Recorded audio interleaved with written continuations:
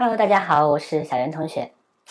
今天呢，带大家进我的厨房看一看哈，因为突然想起来说，这个大家每次旅行的时候，有很多人跟我有同样的习惯，就是收集冰箱贴。今天呢，我想跟大家分享一下这些年我所收集到的那些冰箱贴，以及它背后发生的一些故事。那冰箱贴呢，是一个很有意思的一个旅游纪念品，在所有的地方都能看到。它和那个明信片基本上是同等类型的、最普及的这个纪念品。那冰箱贴呢，它代表了一个地方它给游客带来最有意思的那些东西、那些标志、那些物品，来以此回来纪念我们曾经发生过的旅行。那我这些年我去过很多地方，然后每次去一个地方呢，都会去注意去搜集一些冰箱贴，而且呢，有很多的冰箱贴呢，它都是以一个城市为单位进行搜集的，而不是一个国家或者一个地区。我们在每次回来了以后呢，都会把一些好玩的这个冰箱贴会放在那个整个冰箱上啊。可惜我家的冰箱不够大，基本上都已经放满了。再往下呢，都会被小猫给叼走，所以呢，基本上都在这一面上面。我给大家介绍几个我比较喜欢的这个冰箱贴哈。首先呢是，时间太久拿不下来了。这个 SPQR。那么见识过这4个字母的这个人呢，大家都会知道说，这个4个字母来源于罗马SPQR 意思呢是元老院和它的人民。这个4个字母是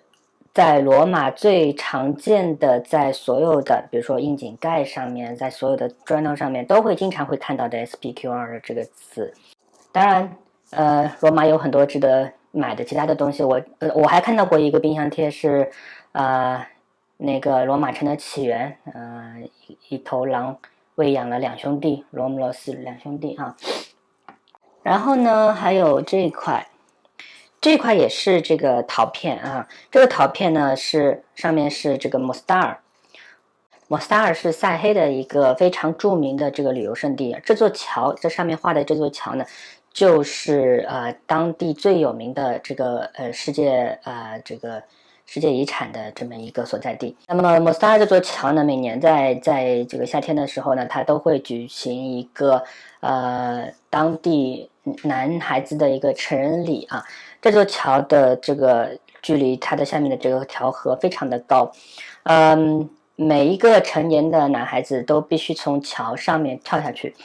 跳到水里面，然后来证明自己的勇气，以及可以得到这个其他成年人的这个尊敬的这么一种这个成人的这种象征啊。然后呢，这里有个小房子啊，这个小房子呢是这个意大利南部城市阿尔贝罗贝罗的这么一个最具独特的一个民族建筑啊。它所有的这个当地的这个建筑呢，都是这个圆锥形的黑的这个顶，白颜色的墙，然后有一个木头的门，就像我们现在在这个磁片上所看到的这个样子。所有的这个建筑连绵成片，所以贝罗贝罗整个城市呢，它是被联合国定为这个世界遗产的这个保护地。是个非常小的一个城市在南部啊，所以呢很多慕名而去的人呢，主要就是为了看这个小房子，非常的可爱，旁边种满了鲜花。然后呢我们在房子里面也会看到这个房子原来的一些结构，这个房子的结构呢非常有利于它存储这个粮食。秋天的时候收割的粮食呢，就有很多的房子呢都是作为那个粮仓的使用，所以基本上那边全是这种矮矮的，你仿佛进入了一种童话的这个世界。所以我们买了这么一个小房子，就是当地的一个特色啊。那这个小圆片呢，其实看上去像一个金属的硬币一样，上面画着的呢是这个尼泊尔当地的最有名的一个叫做佛祖之眼 Buddha's Eyes 啊。这是我在机场用最后几块尼泊尔卢布来这个买到的这么一个小东西啊。那么这个形象呢，在那个尼泊尔，特别是在加德满都的城里啊，在那些这个老的宗教保护区里面，随处可见啊。是代表了尼泊尔当地的一个神圣的那些信仰佛祖啊，在看着你啊。佛祖之眼呢，实际上也是尼泊尔当地的一个非常常见的这个宗教的这个形象。那么当地人呢，他基本上都是以信奉印度教和信奉佛教为主。有幸我们是在那一年2016年尼泊尔大地震之前去拜访了当地的一些历史建筑。后来等我们回来2016年尼泊尔加德满都地区谷地有一场大地震，然后有很多的东西都被因为它都是木建筑的，所以它抗震能力不是特别强，所以那场大地震把很多的这个帕坦神庙都已经被摧毁掉了。佛祖之眼呢，其实永远看着我们啊。他当地人说，他提醒自己啊，人在做天在看，这个道理是跟我们中国的是差不多的。那这个就不用说了啊，这个小美人鱼大家都知道，小美人鱼是这个丹麦的这个安徒生童话里面的海顿女儿的这个经典的代表。然后呢，它是被放在这个海边，受大家的这个围观。它太出名了，它已经成为哥本哈根乃至丹麦的一个标志性的这种形象的这种代表。我记得有一年他还专门跑到中国来做展出哈。但是实际上呢，就是每一个去过丹麦和哥本哈根的人都会去看一下这个地方，然后去看一下这个小美人鱼。它非常非常出名，但是你跑过去会大失所望，说小美人鱼真是小啊，就是跟一个小女孩坐在海边的这个礁石上差不多大小，非常非常的小。我们往往会以为名气很大的东西，它这个本身它这个东西就很大，实际上并不是这样啊，是它非常的小。很多人就表示说啊，这么小很失望，但是它里面所蕴含的不屈的抗争的这种精神啊，和善良的这种意愿，永远是这个国家以及这个民族的最好的一种诠释啊。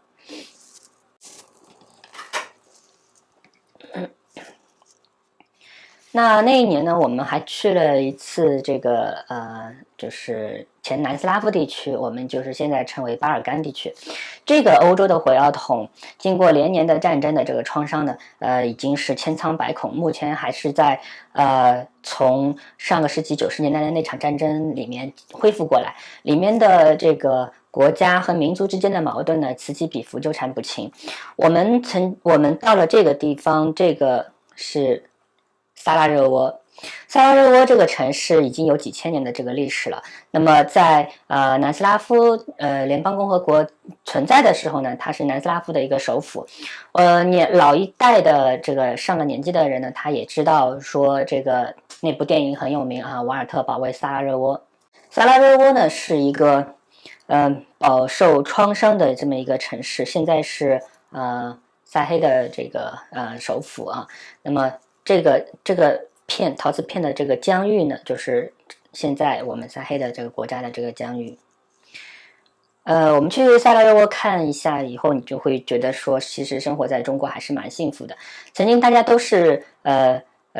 社会主义国家，南斯拉夫也是非常强有力啊，非常富强。但是突然之间，这个在80年代末期啊，分崩离析，然后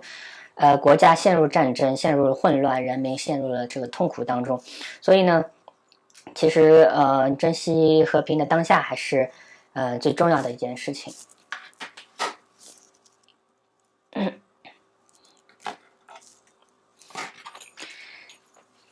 那这两个呢，毫无疑问，这是最有名的一个代表。这个是我们在古巴哈瓦那的街头，我们买的2个这个冰箱贴。这个大家都知道啊，切格瓦拉这个当地的这个民族英雄革命的斗士，革命的这个象征。然后这个是古巴的一块车牌古巴呢，这个到目前为止呢，它作为这个美国的后花园，它从上个世纪50年代发动革命推翻那个政府之后，一直受到美国的制裁，所以他们的人民其实生活的其实还是相当的这个困窘啊。他们的很多的东西让我感觉是回到了这个中国上个世纪80年代初，我们刚刚还没开始改革开放，即将开始打开国门的那段时间2种货币体系，有2种的不同的这个价格体制，也有走私，也有炒卖外汇，然后有各种各样的我们曾经发生过的那些东西啊。古巴的人民非常的乐观，很好的一种性格，我们在那边受到了很好的这个款待，在古巴的那些经历啊，我觉得以后可以专门来讲一讲这个故事啊。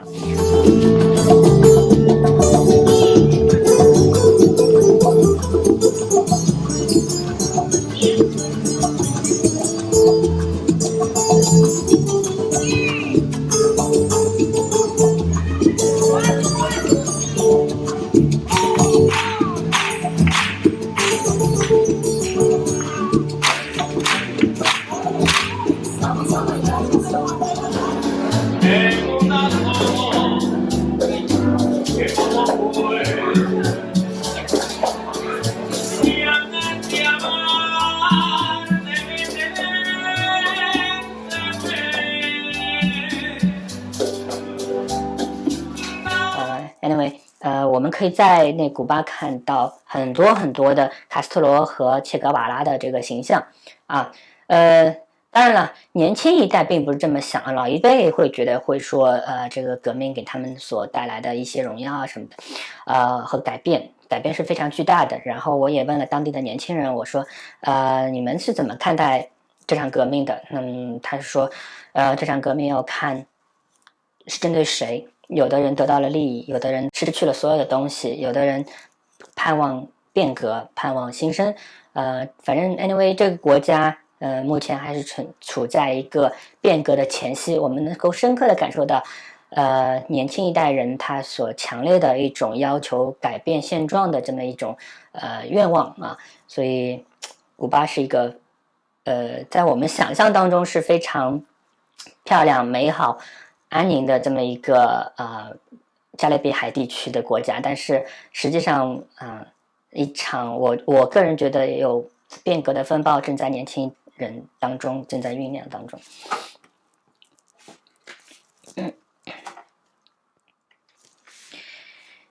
这个大鸟居呢，我们在宫岛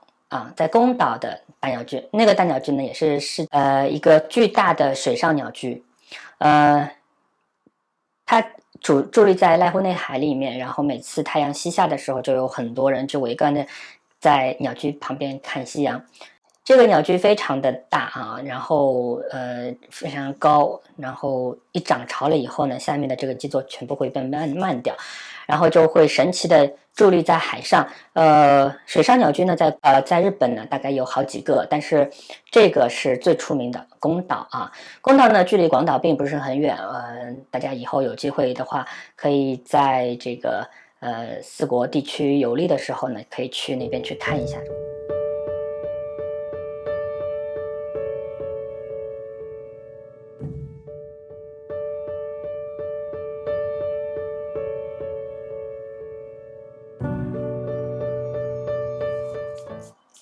这个小房子这是个小房子上面写着 Casa Azul。Casa Azul 西班牙语翻译过来呢就是蓝色的房子。大家可以看到它的房子的这个墙面都是刷成蓝颜色的，然后门和窗呢都是绿颜色的，然后外框呢基本上都是红颜色的。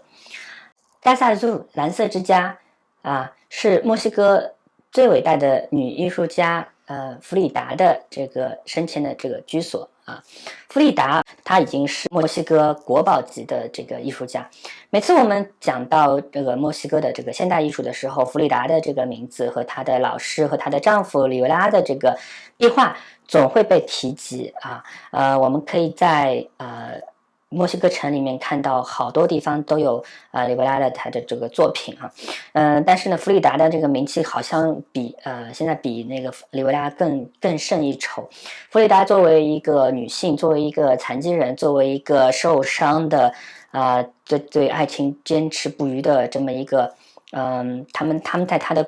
的小屋里面发生了很多的故事啊，他的学习，他的创作，以及他和一些名人政要的这种交往，都发生在这间小屋子里面。那这个小屋子也是墨西哥城当地最热门的景点之一。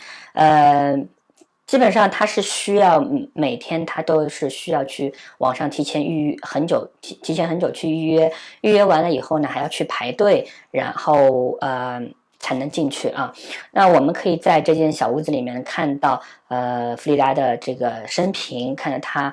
是如何去创作，如何去发现自己。他画了很多的自画像在这个房间里有展出，然后他当时穿的衣服，他的生活的状态。这里面有一个很漂亮的院子，那么他们在院子里面是如何共度很多的美好的这个时光。你会对这位伟大的女性产生深深的敬仰。这块小方片啊，丘吉尔作为现代最伟大的英国首相之一，永远被人家所怀念。丘吉尔是一个伟大的人物，所以我们在那边呢，我们还买了一些围裙啊，比如说像这个啊，英国的米字旗，还这个围裙，Victory is in the kitchen 啊。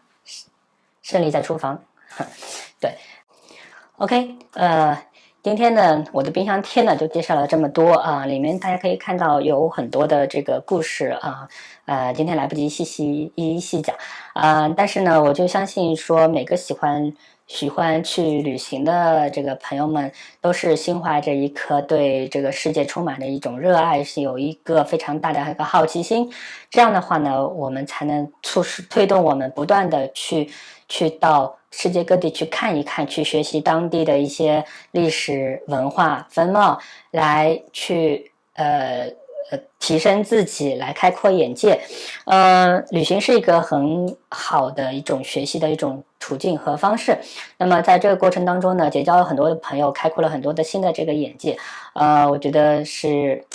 非常棒的一件事情啊。所以呢，今天我在这里呢，只是介绍了一部分啊，我这边这些年来收集到的一些冰箱贴，然后我们的旅行等这场疫情结束以后，我们的旅行还会继续啊，所以欢迎大家也一起分享一下你们的这个旅行的这个感受、经历、趣闻以及你们的收获。今天的分享就到这里，我们下次再见，拜拜。